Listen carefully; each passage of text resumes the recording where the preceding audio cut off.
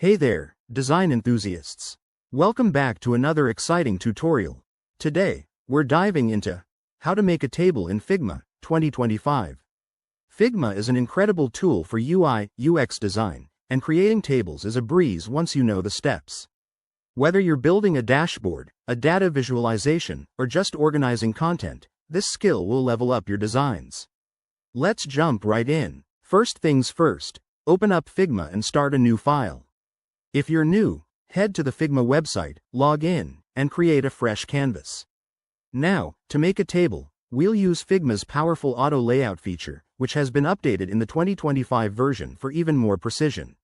Step 1. Select the rectangle tool from the left toolbar and draw a grid of rectangles to represent your table cells. For a quicker setup, go to the Assets panel and use the pre-built components if you have any, or simply drag out multiple shapes. Next, group them together by selecting all and hitting Command-G, or Control-G on Windows, to keep things organized. Now, for the fun part, adding content.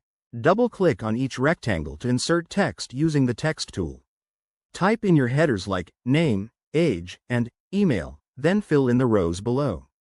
To make it responsive, apply Auto Layout by selecting your group, going to the Design tab, and enabling it. This way, your table adjusts if you resize elements, super handy for different screen sizes. Don't forget styling. Use the fill and stroke options to add borders, colors, and shadows. For example, give your header row a different background color for emphasis. In Figma 2025, you can also use variants to create reusable table components, saving you time on future projects.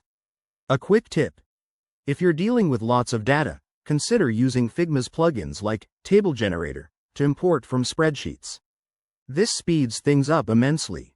Once you're happy, export your table as an image, SVG, or even code for development. There you have it, your very own table in Figma.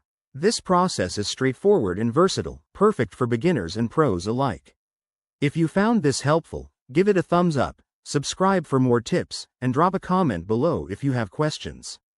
Thanks for watching, and happy designing.